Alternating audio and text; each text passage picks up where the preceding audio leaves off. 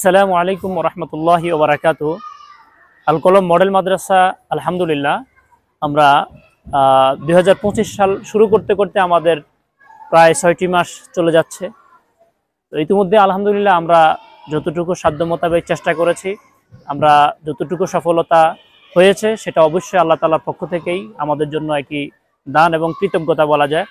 আর যতটুকু আমরা করতে পারিনি সেটি আমাদের ব্যর্থতাই বলতে হবে, কিন্তু আলহামদুলিল্লাহ আমরা চেষ্টা করেছি ভালো করার জন্য।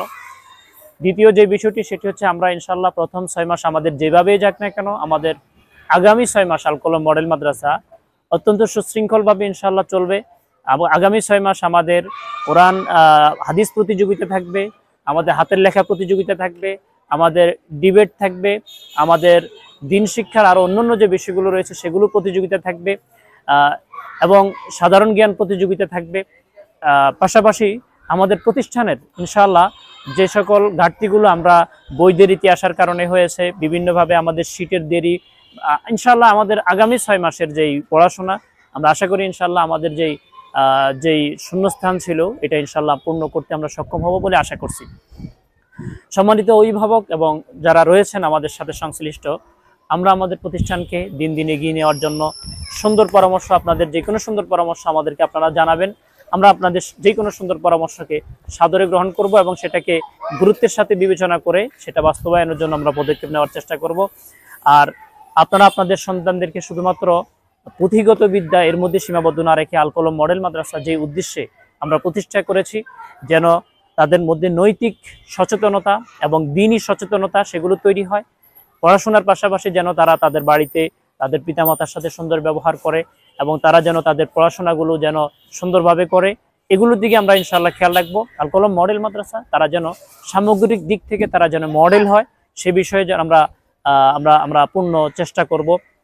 অভিভাবক এবং অভিভাবিকা যারা রয়েছেন তাদের প্রতি গুরুত্বপূর্ণ আরেকটি নির্দেশনা হচ্ছে যে আপনি সালাত আদায় করার পাশাপাশি আপনার সন্তানকে সালাত আদায়ের ব্যাপারে আপনি অত্যন্ত যত্নবান হবেন। আমার সন্তান যদি সালাত আদায় না করে তাহলে আমি কেন আল কলম মডেল মাদ্রাসা আমি তাকে পাঠাবো?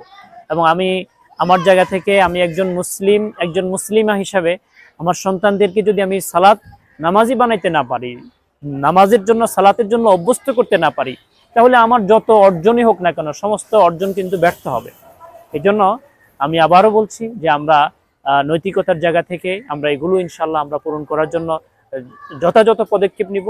প্রতিষ্ঠানে অল্প সময় থাকে, তারা বাড়িতে আমাদের কাছে বেশি সময় থাকে, আমরা সেই সময়টা বিশেষ করে তাদেরকে ডিভাইস থেকে আলাদা রাখা, যত ডিভাইস থেকে আলাদা রাখা যায়, ইলেকট্রনিক ডিভাইস থেকে যত আলাদা রাখা যায়, দূরে রাখা যায়, সেগুলোর বিষয়ে আমরা চেষ্টা করব।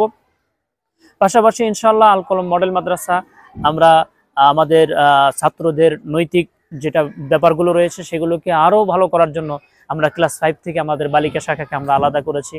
আমাদের বালিকা শাখার স্টুডেন্টদের মধ্যে আলহামদুলিল্লাহ তাদের মধ্যে আলহামদুলিল্লাহ যথেষ্ট সচেতনতা আমরা লক্ষ্য করছি এবং আলহামদুলিল্লাহ আশা করি আমরা ভবিষ্যতে আরো ভালো কিছু করতে পারবো।